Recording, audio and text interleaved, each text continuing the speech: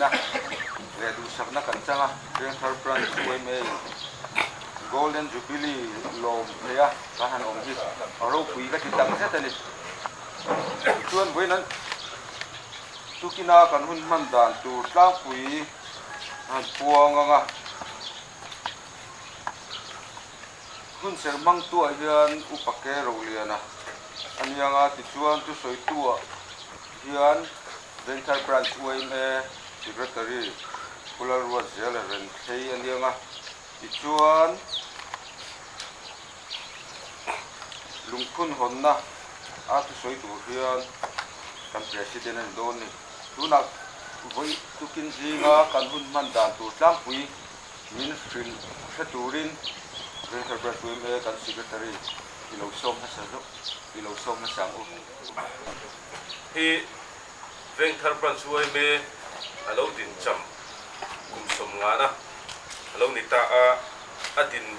taka hi pathian ni tho ania sa dar thuma meeting nei ta chuan tin ania tukina hian lungpun hon program kan nei dona na chuai tu hi pulan din din kol ni chairman Golden Jubilee lungpun nia kunser hi buge liana ruata tu soi hi president dari pular wa zelar thi anianga lungpun honna hi puje ismanan tuwa Enterprise UMA president ni lai anianga hemi so a hian tlai lama dar thuma library a Jubilee dar wo tu ni a dar wo tu te hi Prince OB te senior advisor te chuai long ni tok te ni anga chuan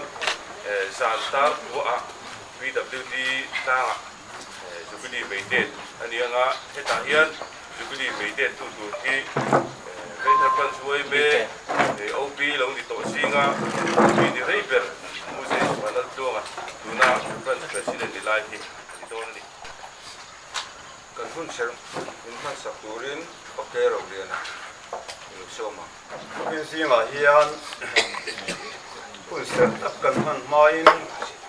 trong kong ni khatlep kan sai ma sak du kan ya ama sain branch UMA Golden Jubilee mang tura kan inbua sai sona kal zela tukina lungpun hon program kan ya kun ser mang tura min han ruat hi lom om kati maya kan fia dangin sang khat puwa somsari pali zone ni ne khanin Enterprise UMA alo lingkan ani ti khakan fia a pathian ni thoni ti kha kan ngai thato a ti chuan lungphun on hi pathian ni abok kan han nei le theya alo hom le a khati lai huna kan khoi tu masa te bunia min dam pui to lo te ril ruwa an lo langa sinabik takin hemi lungphun lama mo phurtu te kan chairman puse a tangli ate in pular in tuang ate bunia hian antel thei to lo wa ril ruwa omreng boka amaro sukhang kha suak no du khima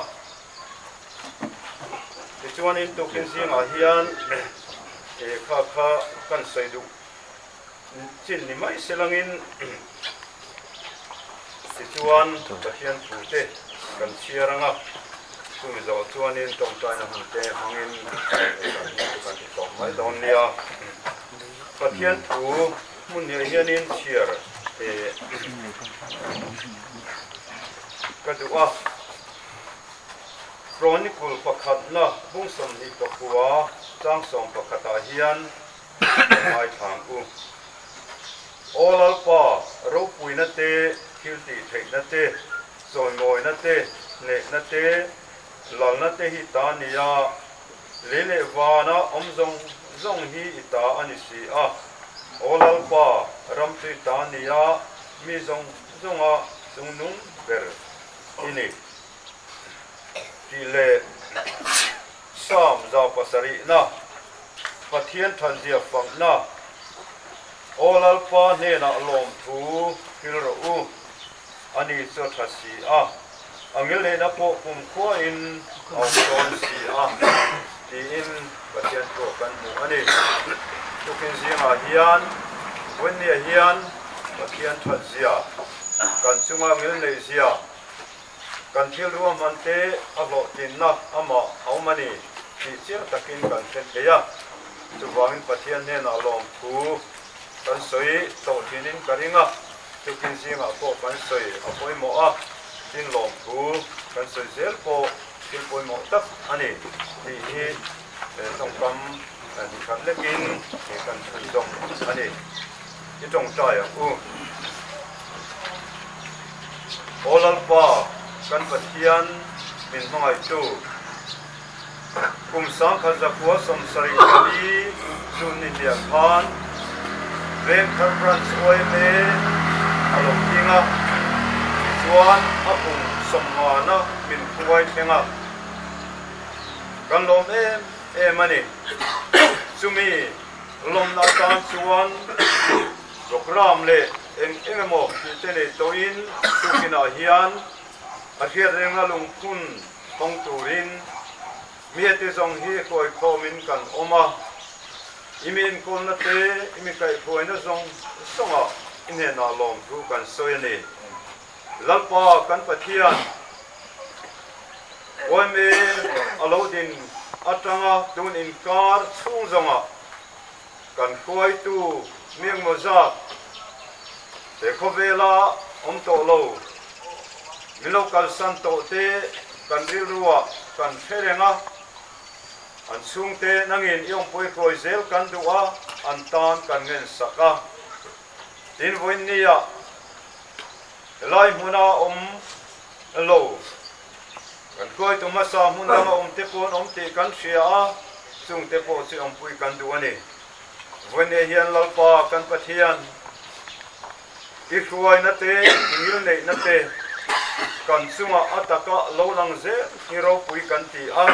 tukin zinga po program ruam man anga he kan hun hi chuang ka mang thei tura min khoi wang le minong pui zela wangin kan loma nangin kan hun min won sakla when me golden jubilee kan man su zonga kan ti tur pol ta tianim taka kan man thena turin in kolna lai kai khoina engkim hi a oma chuwangin nangma min khoyang puize turin iputa kanil lan ani tukina kan hun zong inena kan lana nangman ehun kan man su zong min khoi turin i khongai namin sandam tu lali so Krista mingin kan don dire tu soi toy tu soi kan branch secretary pulang ruat sela den clay ni so mo we me in hun har satak alo to lai le ha thak taka we me ka ihuai alo ngai lai te mol pho ngai lek lek ka we me ka ihuai alo ngai lai te a we me lo chel ding tlata lo kai huai tlata mai em alo en kol tu te kan huai tu masa kal ta te tuna min la dam pui tu te le mual min lo liam san to zong zong te voina veng thar pran suai me golden jubilee alo thlen hian kan thre chuaka an chunga lom thu kan suya chibai kan thu ani voina veng thar pran suai me golden jubilee kan lo thlen hian mitam tak chuan mual min lo liam san ta a golden jubilee ro puina alom na te min mu pui thei lo hi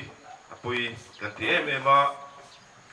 veng thar pran suai me kan van nei em a suai tu masa te an fela ko than then khat te pran suai me then khat te chuan golden jubilee te centenary te jubilee sang an loma chu an jubilee lom na chuan ko khan emo ueme emo kalda akal phung adinda suai tu te engkim mai enlet an tum point mu thei lo tam tak pa to a document lui te le minute lui te von that na chang hello huai tu ma sa tam tak anom ti kan sia a chuti line veng thar plan suai me lo huai to tu te chuan kan document te minute pu te fel takin von ania chung awang chuan veng thar plan suai me hi heti hian kal thei ni ti in fel tak le tik takin engkim zia da thei alo ni a tam tak chuan jubilee an lom ve a chu hun vel chu niang ti in an tin top line ke ni chuan ani takpa ka adar kar thlengin engkim mai la thuile thein kan throi tu ma sa te ran ta a throi tu kan nei fel le ni ti kha e asiata chuti line ke ni nimin lo ka tain throi tu din hula te kan an tin ve a hian chung kan throi tu ma sa te thorim na zara par kan lo chuanga par kan lo tlan chaw ni ti hi kan soi tu a jubilee kan lom na kong khang khanga hian tel ve ni zel tu mila hei tu kina po golden jubilee lungphun kan hung to na aro pui le maya e ga te po hian e pathian zara kan tama kan kal theya e alom hle ni jubilee kan lom na a kan tel ve zel hian ati ho tling tu kan ni a naya po dar thuma jubilee dar fuak anianga akal om te chu kal ham ni sela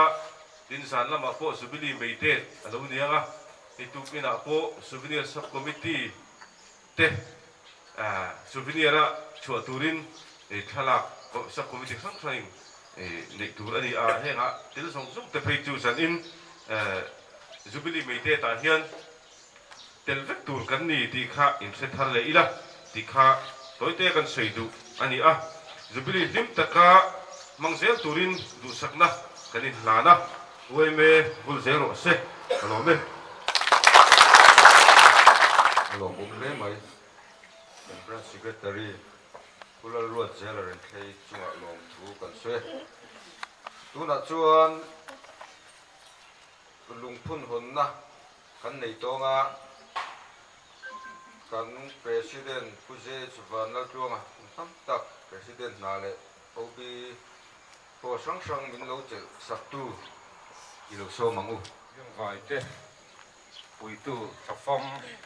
lusun kan he tu oyame khazol veng thar branch kum songa na golden jubilee sia reng na lungphun hi lom takin ka honge